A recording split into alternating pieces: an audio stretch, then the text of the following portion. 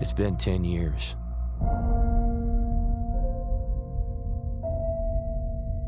You start to forget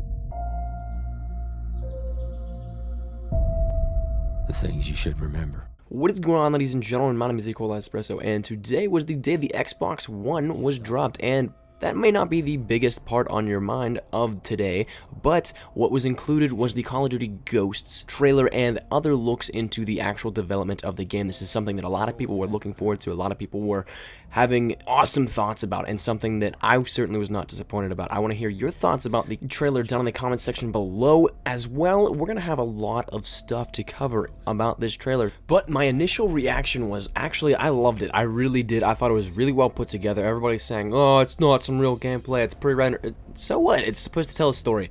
But in my opinion, I think this is one of the best ways they can go about revising the Call of Duty franchise itself, by putting together a whole new story, a whole new system of cinematics and motions. And I'll cover that in a video later on, either today or tomorrow, about the new engine and all the changes going into the game and mechanics itself, something that you can take and then translate into your gameplay experience. But the trailer itself focuses on the storyline, as well as throwing action in there, as well as the hints that were given, similar to the stuff like the coordinates to Venezuela, as well as to the Arctic, setting the storyline scene, as well as incorporating all that we were teased to believe what we were going to see, and they're actually just throwing it all together, putting us in a loop and getting us acclimated with what's going to come here. Now, I do apologize about talking over pretty much the entire trailer. I'll have a link to the actual trailer itself down in the description below, both to save me some copyright trouble, as well as to let you guys see if you have not seen it already, which you may have already seen and you may have not. But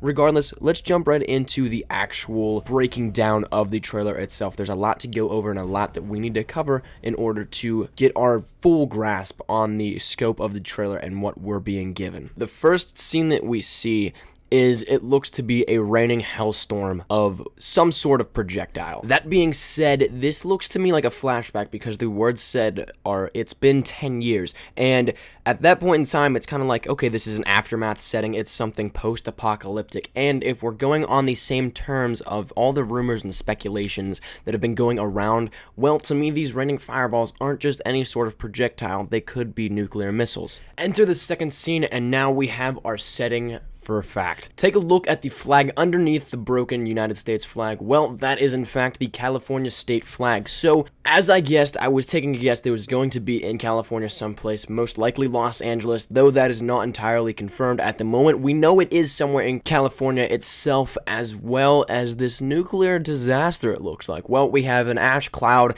and then what looks to me like a huge crater. At first, I'm like, wait a second, why is the church kind of suspended over a cliff? Well, to me, I think that's not a natural-made cliff. That looks like a giant crater where a bomb would go off, where some sort of blast radius occurred, in which this man-made cliff was the result of that. Now, to reiterate the fact of a nuclear disaster, well, we enter the third scene with a broken churchyard and a statue almost toppled over of an angel, and to me at first I thought maybe this was some sort of place elsewhere in the world, but the palm trees are relative to California. These are right around the Los Angeles area, you can find some, and this to me looks like the lower Californian architecture in the buildings slash church, whatever this is, and this is just reiterating the fact that California itself is in a state of crisis, as well as the actual country, but California was the main place of attack. Then enters in the quote, "You start to forget the things you should remember," as in the old homeland that the United States once was, the world before this post-apocalyptic place. Then afterwards, once we enter the jungle, it looks to me like the Amazon, maybe, possibly, but that is right at the edge of Venezuela and Caracas, which we were led to believe before was a main place of event, and this is where it is. And then we're going to pick up with the second half of the quote. And you can't stop remembering the things you should forget. If there's one thing Call of Duty does well, it is the way that they set a storyline behind the words that are said. And to me, at this point in time, whenever the crew of whatever this may be is falling through the ice shield in what is probably the Antarctic. Well, at that point in time, it to me feels like that was a past group, something that should be forgotten to move on, but you can't help but remember, something similar to like post-traumatic stress disorder. We're told that we have always had the power, but not anymore, and at this point in time, this leads me to believe that America is now the underdog. They're in this disarray that they don't know what to do, and the world is kind of stomping on them. There's some rumors that the ghosts would be rogue operatives, ones that were kind of kicked out and now freedom fighters, but it is quite the opposite now. It is the remnants of what the Army's best once were, from Rangers to SEALs to everything else. They're the spec ops that make up the elite of what is left. And now I want you guys to pay attention to these scenic areas in this trailer. Well, they all seem to be either in California or some massive city or in a jungle of some sorts. And to me, the jungle is really reminiscent of the Amazon itself, because Venezuela is right around the border of where the Amazon is. And with all the action shots of what looks to be soldiers invading the area in the woodlands of Venezuela, well, to me, that leads me to believe that we're gonna have our first antagonist that is of Southern American descent. And yes, I know I'm gonna get some people saying, oh, what about Raul Menendez? He was Southern. No, he was actually Nicaraguan. So this is still prime area for Call of Duty and Activision to divert into and go into a Southern American antagonist. This is something that they haven't done because Call of Duty has either embodied a Russian, a German, or in Raul Menendez's case, a Nicaraguan for the antagonist of the actual game storylines. So although we do not see anything of an actual villain or an antagonist, well, I'm going to take the wild leap of faith and say that our bad guy is going to be of Southern American descent. A couple of seconds later, we get a nice freeze frame of the original Ghost mask. And is this Simon Ghost Riley in the listed flashbacks that he was to be in? I don't know, but it looks quite promising, something that the fans are definitely going to feed off of, something that is going to drive the masses into of what they want to see in the storyline, and something they can attach onto emotionally. As well, you can get your aqua suits out theoretically, because we're going to have a lot of water missions. It looks like there's a couple cutscenes in which, whether it be from one mission or multiple, you're going to be diverting into the underwater world. You're going to be doing some stuff in the aquamarine fashion. Now next we see a skylight of a busy city with the mountains behind it, and to me this is reminiscent of possibly Venezuela. I don't know for sure, and I probably won't until the actual game comes out or more information is revealed, but we see this building JK, and what looks to be the next scene is them rappelling down the actual building into a busy city area. And now what leads me to believe that this is Venezuela is not only the mountains in the background and the jungle looking features to it, well, the actual city itself, whenever they're rappelling down the actual building wall, well, it does a little flip-flop scene of camera where you can see the buildings out in the distance as well, and the one name of the building is Hervas Zamaco, and Hervas is actually a Spanish name. It is something that whenever you Google it, actually, you get a ton of websites listed all in Spanish. There was only 3 for me that came up in English, so it's got ties to the Spanish way of life as well as Venezuela, so it makes me believe at least that our main areas of interest in this game are going to be Los Angeles as well as Venezuela, Caracas, possibly even the specific city. And then the last thing that really caught my attention was the fact that the submarine comes up out from underneath the ice sheets. And where would this be other than Antarctica? Well, I don't see it being anywhere else. The coordinates for the Antarctic ice shelf were given to us a couple days ago, and to me, this just validates the fact that this is going to be a key portion in Call of Duty Ghosts. Now, yes, I skipped over some good stuff, but at the same time, I didn't really know much to think of it other than, holy crap, this is awesome. But needless to say, there's a lot still unanswered, a lot of rocks still unturned, but we'll see that all in time, and I'm assuming that we're going to be seeing some gameplay at E3 in a couple weeks here,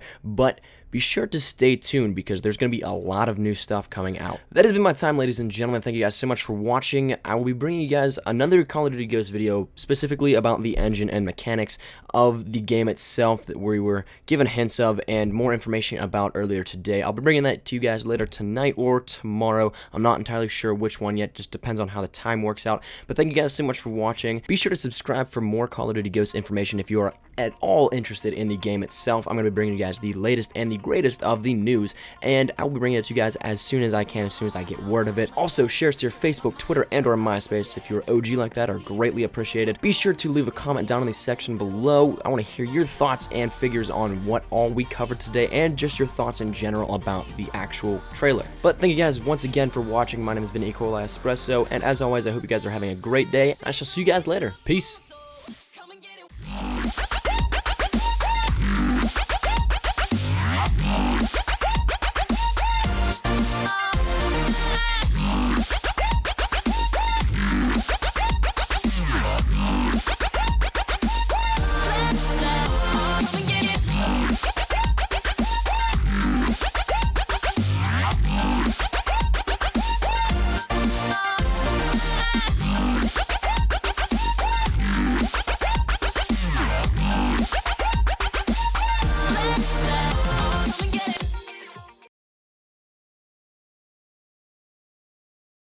Buenas chavales, soy Tibix y en este vídeo os voy a seguir explicando los pasos que tenéis que hacer para completar el GTA al 100%, ¿de acuerdo? Bueno, en primer lugar, el primer paso, he puesto el orden que me ha parecido correcto, es la nave espacial, ¿de acuerdo? Si clicáis encima os llevará directamente a donde están las piezas escondidas, que tengo otros vídeos subidos. Segundo paso, los fragmentos de la carta, que es el segundo que he subido. Entonces, si apretáis donde pone paso 2, os llevará directamente a los vídeos que os enseñan la ubicación de las cartas también. Después, en el tercer paso, tenemos que pasear al perro al menos una vez, ¿de acuerdo? El perro se encuentra en nuestro piso franco, bueno, sea este o sea el otro. Tenéis aquí el hueso, solo es posible con Franklin, ¿de acuerdo? Entonces hay que bajar abajo, que yo aquí me he perdido un poquitín, pero en fin, hay que bajar al piso de abajo. Y para interactuar con el perro simplemente tendréis que apuntar al perro y os dirá, para los de Play supongo que os dirá el R1, y para los de Xbox el LB pondrá, ahora lo veréis cuando apunta al perro, sale arriba a la izquierda RB para actuar con Chop. Entonces le damos al botoncito, que yo aquí estaba tocando botones a ver con cuál se actuaba, se interactuaba con el bicho, pero en fin. Se la apunta y sale y le damos al botón. Entonces el perro ahora nos seguirá todo el rato. Bueno, ya sabéis que podéis ir con él por la ciudad, que si alguien se mete con vosotros se le tira al cuello y tal. Bueno, como veis mi perro es un poco retrasado, le cuesta el tema, pero en fin, pues eso. Y una vez que interactuéis con el perro saldrá en el sitio donde están las granadas, el bidón de gasolina y las bombas adhesivas, os saldrá una pelotita de béisbol para tirársela al perro. Entonces lo suyo es llevarse el perro, nada, aquí mismo donde haya césped, seleccionar la pelotita, apunta y bueno, y se la tiras y ya está. Y con hacer esto una vez que vaya el perro y la traiga, bueno, si lo queréis hacer uno o dos para aseguraros, pero bueno, y esto es lo que hay que hacer. Hay que hacer esto al menos una vez para completar el juego al 100%, ¿de acuerdo? Que traiga la pelotita y ya está. El paso 2, ¿de acuerdo? Es ir al cine. Hay 3 cines, ¿de acuerdo? Pero yo, bueno, el más fácil es el que, bueno, ahora os enseñaré, este de aquí, que está en el medio de la ciudad, ¿vale? Recuerda, hay horarios, es de 10 a 12, bueno, no sé. Lo que sé es que yo el que he ido es el de 10 a 12, entonces lo suyo, solo hay que entrar y ya está. Le pasáis la película si queréis, le dais a la B y ya está. Paso 5, bueno, es el atraco, ¿de acuerdo? Tenéis que atracar una de las 19, gasolineras o tiendas que venden comida, ¿de acuerdo? Yo he ido a esta, no están indicadas, así que podéis ir a la misma que he ido yo, ¿de acuerdo? Simplemente es entrar, si entráis con el arma estará todo más tenso, ¿vale? Yo os recomiendo entrar así tranquilamente. Y una vez que esté delante del tío, pues le saca, bueno, comprar comida, porque también hace falta comprar comida para el 100%, así que comprar cualquiera, yo compro los 3 porque para comprar. Pero bueno, una vez esto, pues sacáis el arma que más os guste y apuntáis al tío. Si no, normalmente los tíos estos es raro que te saquen un arma, ¿vale? Pero bueno, si te la sacan, pues sal cagando leches porque te revientan la cabeza. Puede ser que se agachen y que no quieran darte dinero, tú disparas al lado para acojonarlos y ya está, y automáticamente se levantarán y empezarán a sacar dinero. Como veis, da una bolsa de plástico, bueno, la cogéis. Podéis intentar romper la otra caja a ver si hay dinero, pero aquí por lo que veo no hay nada. Cuando robéis esto y desde la caja, nada más coger la bolsita de plástico con el dinero, tendréis una estrella y nada más salir tendréis 2 estrellas, ¿de acuerdo? Y bueno, próximamente, mañana seguramente os subiré los siguientes pasos para completar los 16 objetivos de varios.